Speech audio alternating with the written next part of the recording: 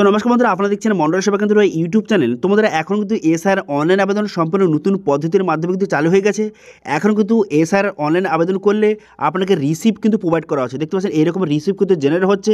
এখান থেকে download option click করে এই রিসিপ্ট কিন্তু আপনাকে ডাউনলোড করতে হবে। ঠিক আছে, তো সেই জন্য আজকে ভিডিওতে আপনারা দেখাবো যে সম্পূর্ণ নতুন পদ্ধতির মাধ্যমে কীভাবে এসআইআর জন্য অনলাইন আবেদন করবেন তার স্টেপ বাই স্টেপ প্রসেস দেখাবো, এবং অনলাইন আবেদনের পর রিসিপ্টটা কীভাবে ডাউনলোড করবেন সেটাও কিন্তু দেখিয়ে দেবো। এবং সঙ্গে যারা কিন্তু আগে আবেদন করেছিলেন, যাদের কিন্তু রিসিপ্ট জেনারেট হচ্ছিল না, তারা রিসিপ্ট কীভাবে পুনরায় ডাউনলোড করবেন সেটাও কিন্তু এই ভিডিওতে আপনাদের স্টেপ বাই স্টেপ দেখিয়ে দেবো। এখন কিন্তু এসআইআর যে আবেদন করার পর রিসিপ্ট ডাউনলোড কিন্তু শুরু হয়ে গেছে। তো সেই জন্য আজকে ভিডিওতে আপনারা দেখাবো যে কীভাবে অনলাইন আবেদন করবেন, কীভাবে রিসিপ্ট ডাউনলোড করবেন, এবং রিসিপ্ট ডাউনলোড করার পর আপনি কী করতে হবে, সমস্ত স্টেপ বাই স্টেপ আপনাদের জানিয়ে দেবো। সেই জন্য ভিডিওটা প্রথম থেকে শেষ পর্যন্ত অবশ্যই দেখবেন মনোযোগ সহকারে, এবং আমাদের চ্যানেলে প্রথমবার ভিজিট করে থাকলে আমাদের চ্যানেলটিকে সাবস্ক্রাইব করে রাখুন এবং পাশে থেকে বেল আইকনটিকে অবশ্যই প্রেস করে রাখুন। তো চলো আজকে ভিডিওটা শুরু করা যাক। তো সর্বপ্রথম কিন্তু ভোটার কার্ডের যে অফিসিয়াল ওয়েবসাইট এখানে চলে আসবেন, voters.eci.gov.in, এখানে চলে আসবেন। এই লিঙ্ক ভিডিও ডিসক্রিপশনে প্রোভাইড করে দেবো, সেখানে ডাইরেক্ট এখানে চলে আসবেন। চলে আসার পর এখানে দেখতে পাচ্ছেন ফিল ইনুমারেশন ফর্ম, এই অপশানে আপনি ক্লিক করবেন। এবার এই অপশানে ক্লিক করে দেওয়ার সঙ্গে সঙ্গে তারপর কিন্তু আপনাকে এই লগ ইন পেজে নিয়ে চলে যাবে। এবার যাদের আগে থেকে সাইন আপ হয়েছে তারা লগ ইন করবেন, এখানে মোবাইল নাম্বার বসিয়ে ক্যাপচা বসিয়ে এখানে লগ ইন করে নেবেন। এবার যদি আপনি নতুন হয়ে দেখেন সেক্ষেত্রে সাইন আপ অপশানে ক্লিক করে এখানে আপনার মোবাইল নাম্বার এবং আপনার ইমেল আইডি এবং আপনার নাম, ভোটার নাম্বার এইসব বসিয়ে কিন্তু আপনি সাইন আপ করে নেবেন। আমার অলরেডি সাইন আপ হয়ে আছে, সেই জন্য আমি লগ ইন করবো। সেই জন্য আমি কী করলাম, লগ ইন বাটনে ক্লিক করে এখানে কিন্তু আমার মোবাইল নাম্বার এবং ক্যাপচা বসিয়ে এখানে রিকোয়েস্ট ওটিপি বাটনে ক্লিক করলাম। রিকোয়েস্ট ওটিপি বাটনে ক্লিক করে দেওয়ার সঙ্গে সঙ্গে মোবাইল নাম্বার ওটিপি যাবে, সেই ওটিপিটা এখানে বসিয়ে এখানে ভেরিফাই অ্যান্ড লগ ইন অপশানে ক্লিক করবো। ভেরিফাই অ্যান্ড লগ ইন অপশানে ক্লিক করে দেওয়ার সঙ্গে সঙ্গে তারপর কিন্তু ড্যাশবোর্ডটি আপনার সামনে এইভাবে ওপেন হয়ে যাবে। ড্যাশবোর্ডটি আপনার সামনে এইভাবে ওপেন হয়ে যাওয়ার পর এরপর আপনি কী করবেন, এরপর দেখতে পাচ্ছেন এখানে এসআইআর আবেদন করার জন্য ফিল ইনুমারেশন ফর্ম, এই অপশানে আপনি ক্লিক করবেন। এবার এই অপশানে ক্লিক করে দেওয়ার সঙ্গে সঙ্গে তারপর কিন্তু নেক্সট পেজ কিন্তু আপনার সামনে ওপেন হয়ে গেল। দেখতে পাচ্ছেন এসআইআর 2026 অনলাইন ফর্ম সাবমিশন। এবার এখান থেকে স্টেটটা আপনাকে সিলেক্ট করতে হবে। আচ্ছা, এখানে অনেকে বলতে পারে যে আমি একটা আইডি তৈরি করে কি পরিবারের সবার আমি অনলাইন আবেদন করতে পারবো? হ্যাঁ, একটা আইডি তৈরি করে পরিবার সবার আবেদন করতে পারেন। ঠিক আছে, এবার ওয়েস্ট বেঙ্গল এখান থেকে সিলেক্ট করবেন। করে দেওয়ার পর যার আপনি আবেদন করতে চান তার এখানে ভোটার কার্ড নাম্বার বসিয়ে এখানে সার্চ বাটনে ক্লিক করবেন।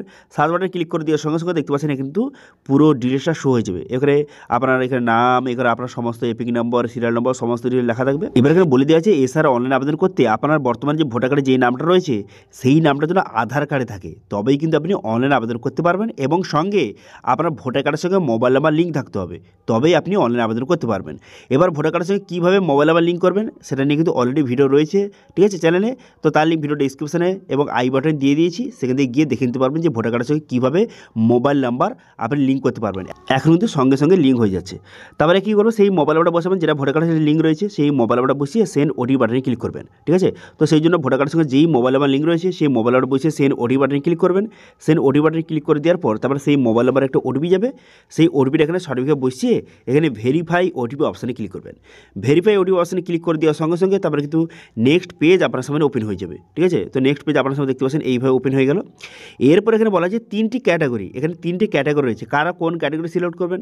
প্রথম ক্যাটাগরিটা কারা সিলেক্ট করবেন? দেখুন, যাদের কিন্তু 2002 সালে ভোটার লিস্টে যাদের নাম রয়েছে তারা কিন্তু এই প্রথম অপশানটা সিলেক্ট করবেন।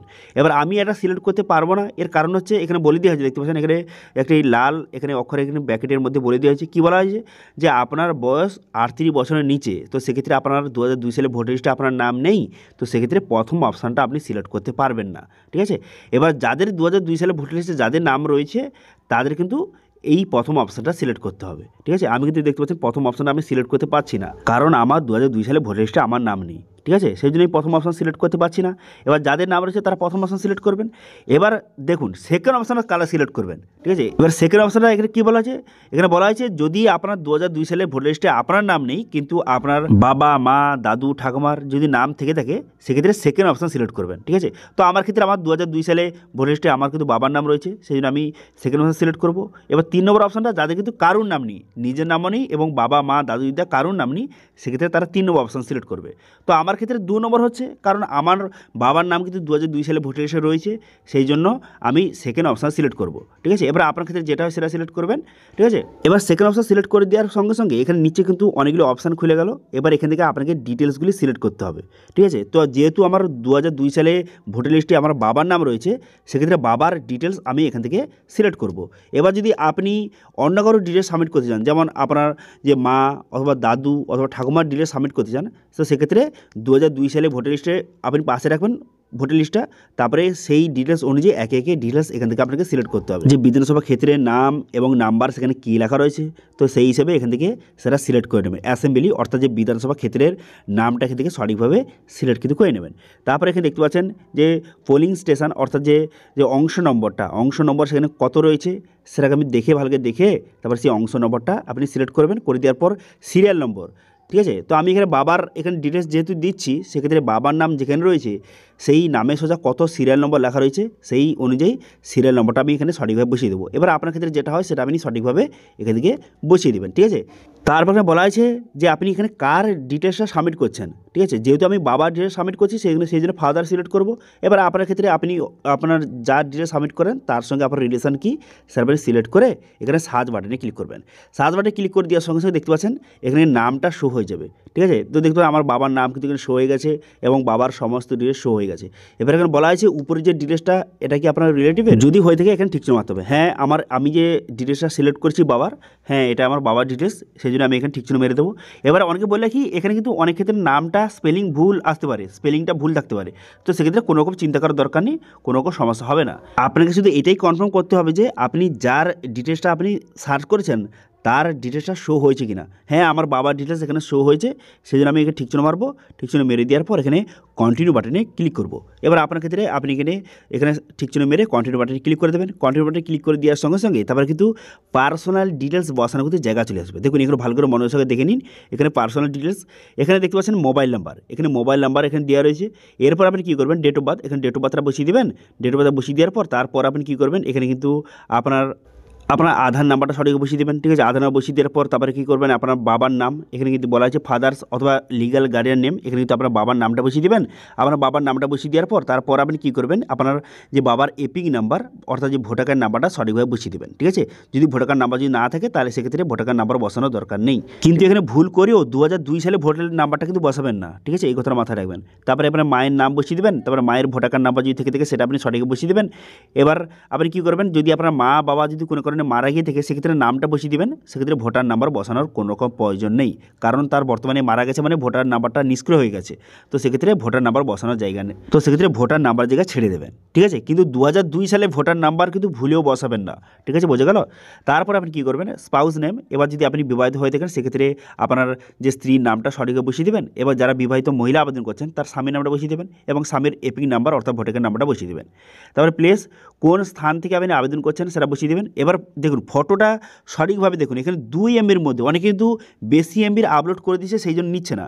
2 MBর মধ্যে হয় পিএনজি অথবা জেপিজি ফরম্যাটে আপলোড করে দেবেন। এবার দেখতে পাচ্ছেন এখানে কিন্তু ডান দিকে কিন্তু আমার বাবার ডিটেলসটা শো হয়ে গেছে, ঠিক আছে। আমি বাবার ডিটেলস যে এখনই সাবমিট করলাম তার এখানে সমস্ত ডিটেলসটা শো হয়ে গেছে। এবার আপনার ক্ষেত্রেও এখানে শো হয়ে যাবে, ঠিক আছে।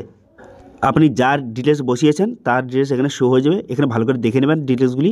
এবার যদি কোনো কারণে এডিট করার প্রয়োজন হয় সেক্ষেত্রে আপনি কী করবেন এখানে এডিট অপশান রয়েছে, এই এডিট অপশানে ক্লিক করে আপনি ডিটেলসটা ভালো করে আপনার যদি এডিট করার প্রয়োজন হয় এখান থেকে এডিট আপনি করে নিতে পারেন, ঠিক আছে। তো আমার সব কিছু ঠিকঠাক আছে, সেই জন্য এবার কী করবেন এখানে সাবমিট করার আগে অবশ্যই প্রিভিউ অপশানে ক্লিক করে পুরো প্রিভিউটা কিন্তু ভালো করে দেখে নেবেন, ঠিক আছে। পুরো প্রিভিউটা ভালো করে দেখে নেওয়ার পর তারপর আপনি কী করবেন নিচে কিন্তু টার্মস অ্যান্ড কন্ডিশন ঠিক চিহ্ন মারবেন, যেখানে বলে যাওয়া হয়েছে যে আপনি সমস্ত ডিটেলস ঠিকঠাক রয়েছে, সেজন্য ঠিক চিহ্ন মেরে এখানে কী করবেন এখানে সাবমিট বাটনে ক্লিক করে দেবেন, ঠিক আছে। ভালো করে প্রিভিউটা দেখিয়ে নেওয়ার পর তারপর কিন্তু সাবমিট বাটনে ক্লিক করবেন। সাবমিট বাটনে ক্লিক করে দেওয়ার সঙ্গে সঙ্গে তারপর কিন্তু নেক্সট পেজ আপনার সামনে ওপেন হয়ে যাবে, ঠিক আছে। এখানে সাবমিট বাটনে ক্লিক করে দেওয়ার সঙ্গে সঙ্গে নেক্সট পেজ কিন্তু আপনার সামনে ওপেন হয়ে যাবে এবং আধার সাইন পেজে কিন্তু আপনাকে নিয়ে চলে যাবে। এরপর আপনি কী করবেন এখানে আধার নাম্বার বসাবেন, আধার নাম্বার বসিয়ে আধার ওটিপি সিলেক্ট করে গেট ওটিপি বাটনে ক্লিক করবেন। গেট ওটিপি বাটনে ক্লিক করে দেওয়ার সঙ্গে সঙ্গে আধার কার্ডের সঙ্গে যেই মোবাইল নাম্বার লিঙ্ক রয়েছে সেই মোবাইল নাম্বারে কিন্তু একটা ওটিপি যাবে, ঠিক আছে। সেই ওটিপিটা এখানে সঠিকভাবে বসিয়ে নেবেন। ওটিপিটা সঠিকভাবে বসিয়ে নেওয়ার তারপর আপনি কী করবেন তারপর কিন্তু এখানে টার্মিনেট করে ঠিক চিহ্ন মারতে হবে। টার্মিনেট করে ঠিক চিহ্ন মেরে এখানে সাবমিট বাটনে ক্লিক করবেন। সাবমিট বাটনে ক্লিক করে দেওয়ার সঙ্গে সঙ্গে তারপর কিন্তু আপনার অ্যাপ্লিকেশনটা সাকসেসফুলভাবে সাবমিট হয়ে যাবে এবং একটি রিসিপ্ট কিন্তু আপনার সামনে শো হয়ে যাবে। বর্তমানে কিন্তু রিসিপ্ট কিন্তু জেনারেট হচ্ছে। অনেকে বলছিলেন যে আগে কিন্তু রিসিপ্ট জেনারেট হচ্ছিল না, কিন্তু ইতিমধ্যে আপনি যদি অনলাইনে আবেদন করেন সেক্ষেত্রে কিন্তু রিসিপ্ট কিন্তু জেনারেট হচ্ছে, ঠিক আছে। দেখতে পাচ্ছেন এইরকম রিসিপ্ট কিন্তু জেনারেট হবে। এবার ডাউনলোড অপশানে ক্লিক করে এই রিসিপ্টটা আপনি ডাউনলোড কিন্তু করে নেবেন। এবার ডাউনলোড হয়ে যাওয়ার পর ডাউনলোড করে নেওয়ার পর এই রিসিপ্টটা রিসিপ্টটা, এই রিসিপ্টটা কিন্তু বিএলওকে আপনাকে জমা দিতে হবে, ঠিক আছে। রিসিপ্ট ডাউনলোড করে আপনি বিএলওকে জমা দিয়ে দেবেন, ঠিক আছে। এবার ধরুন আপনি বাড়িতে নেই, সেক্ষেত্রে রিসিপ্টটা আপনার বাড়ির যে কাউকে হোয়াটসঅ্যাপের মাধ্যমে পাঠিয়ে দেবেন, তারপরে এই রিসিপ্টটা কিন্তু সে বিএলওকে জমা দিয়ে আসবে, ঠিক আছে। তো এইভাবে আপনাকে অনলাইন আবেদন করতে হবে। এবার ধরুন যারা কিন্তু আগে অ্যাপ্লিকেশন করেছিলেন, যাদের কিন্তু রিসিপ্ট ডাউনলোড হচ্ছিল না, এখন যদি তারা রিসিপ্ট ডাউনলোড করতে চায় সেক্ষেত্রে কী করবে? তো সেক্ষেত্রে পুনরায় কিন্তু এই হোম পেজ চলে আসবেন। হোম পেজ চলে আসার পর ফিল ইনুমারেশন ফর্ম এই অপশানে ক্লিক করবেন। এই অপশানে ক্লিক করে দেওয়ার সঙ্গে সঙ্গে তারপরে কিন্তু এখানে ওয়েস্ট বেঙ্গল সিলেক্ট করবেন, স্টেটটা ওয়েস্ট বেঙ্গল সিলেক্ট করে এখানে কিন্তু আপনার ভোটার নাম্বার বসে সার্চ করবেন। সার্চ করে দেওয়ার পর তারপরে কিন্তু পুনরায় যেই মোবাইল নাম্বারটা দিয়ে আপনি অনলাইন আবেদন করেছিলেন সেই মোবাইল নাম্বারটা এখানে বসিয়ে সেন্ড ওটিপি বাটনে ক্লিক করলে সেই মোবাইল নাম্বার ওটিপি আসবে। সেই ওটিপিটা ভেরিফাই হয়ে যাওয়ার পর তারপরে দেখতে পাবেন নিচে আপনার কিন্তু রিসিপ্টটা কিন্তু শো হয়ে গেছে। এবারে কিন্তু আপনি রিসিপ্টটা এখান থেকে সঠিকভাবে ডাউনলোড কিন্তু করে নেবেন, ঠিক আছে। তো এইভাবে যারা কিন্তু আগে অ্যাপ্লিকেশন করেছিলেন, কোনো কারো রিসিপ্ট জেনারেট হয়নি অথবা রিসিপ্ট ডাউনলোডের অপশান বেরোয়নি, তারা কিন্তু এখনও বর্তমানে মোবাইল নাম্বার বসিয়ে যখন খুশি আপনি রিসিপ্ট ডাউনলোড কিন্তু করতে পারবেন, ঠিক আছে। এবং রিসিপ্ট ডাউনলোডের সঙ্গে সঙ্গে আপনার কিন্তু মোবাইলে এসএমএসের মাধ্যমে কিন্তু জানিয়ে দেওয়া হচ্ছে যে আপনার অ্যাপ্লিকেশন যে ফর্মটা, যে ইউনিভার্সাল ফর্মটা সাকসেসফুলভাবে সাবমিট হয়ে গেছে এবং একটি এসএমএস কিন্তু পাঠানো হচ্ছে, ঠিক আছে। তো এইভাবে বর্তমানে সম্পূর্ণ নতুন পদ্ধতির মাধ্যমে আপনি কিন্তু এসআইয়ের জন্য অনলাইন আবেদন করতে পারবেন এবং রিসিপ্টটা কিন্তু ডাউনলোড করতে পারবেন, ঠিক আছে। তো যদি এই এসআইয়ের অনলাইন আবেদনে কোনো রকম যদি সমস্যা থেকে থাকে অবশ্যই কমেন্ট করুন, আমি অবশ্যই তা রিপ্লাই করব। এবং আজকে ভিডিওটা ভালো লাগে থাকলে ভিডিওকে লাইক করে দেবেন এবং ভিডিও কিন্তু বন্ধুর সঙ্গে শেয়ার করে দেবেন। এবং আমাদের চ্যানেলে প্রথমবার ভিজিট করে থাকলে আমাদের চ্যানেলটিকে সাবস্ক্রাইব করে রাখুন এবং পাশে থাকা বেল আইকনটিকে অবশ্যই প্রেস করে রাখুন। আজকে ভিডিওটা এই পর্যন্ত, দেখা হচ্ছে নেক্সট ভিডিওতে। Thank you.